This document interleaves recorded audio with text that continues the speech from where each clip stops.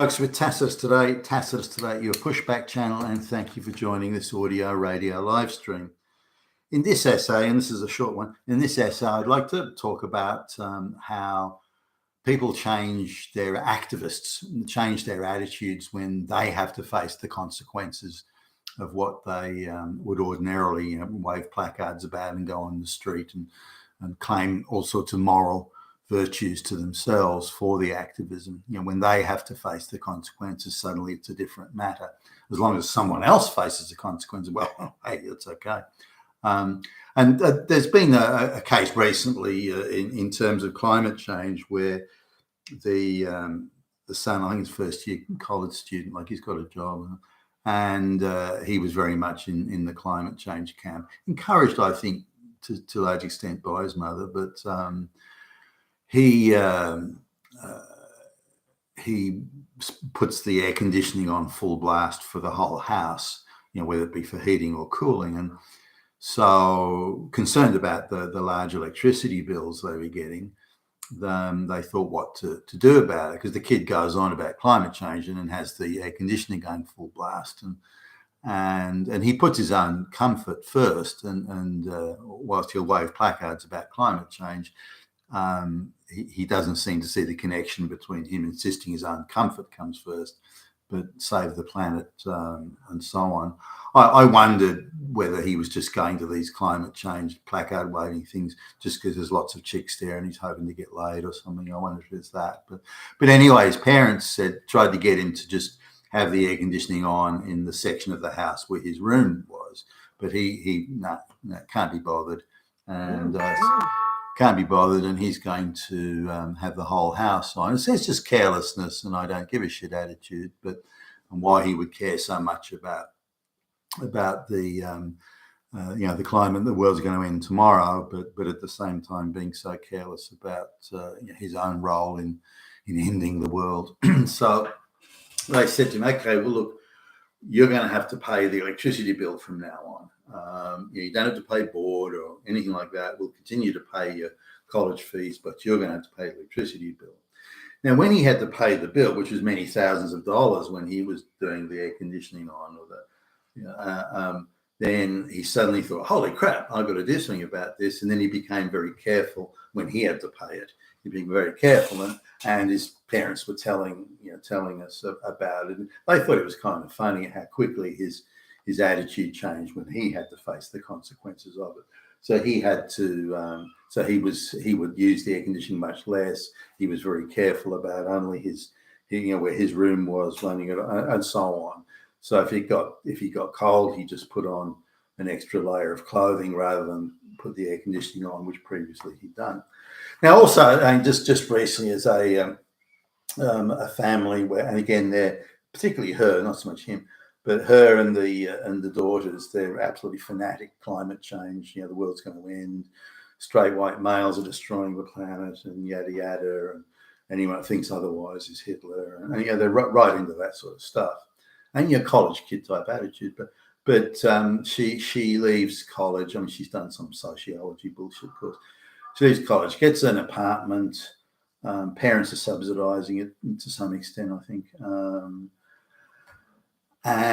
But she's got an apartment that's in a high-rise block and it faces full west. I mean, it's square onto the western sun. So in summer, it's a fucking pressure cooker, hothouse, and it gets the sun all day until the very minute the sun goes down. No shade from trees, no nothing. And so say from 1 o'clock in the afternoon right through till when the sun goes down. In summer in Australia, sort of around 7:38, it's got the hot summer sun on it the whole day. So she's got to put the air conditioning on. You could not do it. And given it's high rise, you don't get the windows you can open. So air conditioning's it. Now, when she gets her air conditioning bill, of course, it runs into several $1,000s because she's got it running all the fucking time, especially during summer.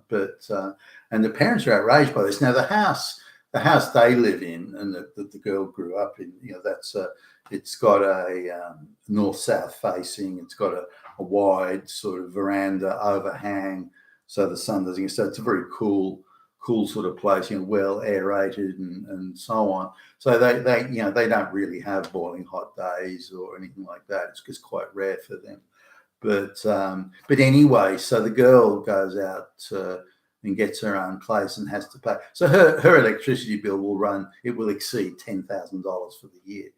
And that the parents, particularly the mother, is dismayed by it. The cost of energy is outrageous. Why is the cost of energy so high? It's criminal. It's criminal what's happening to my little baby girl.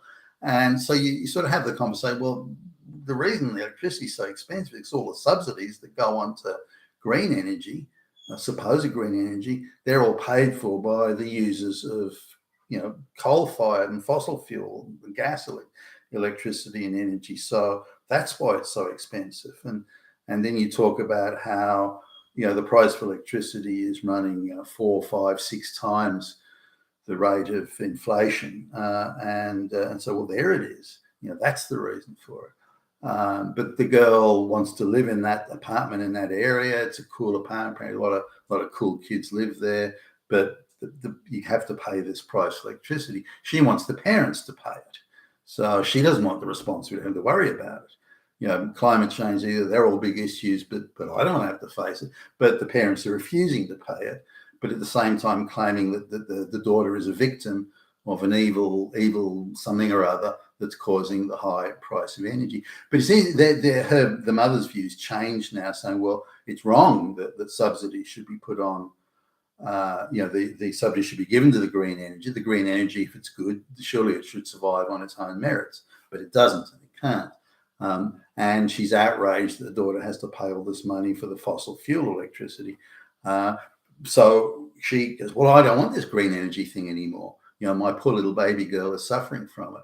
Now, it doesn't mean that the little baby daughter who's in her 20s isn't going to go running around waving placards about climate change, because she's been brainwashed, and the kid's a bit of a moron anyway. But the point being here is look at how much this mother has changed her views now, simply because the impact of what she's believed in for quite some time, the impact of what she advocates, that impact is now affecting her, and thus her attitude and view changes.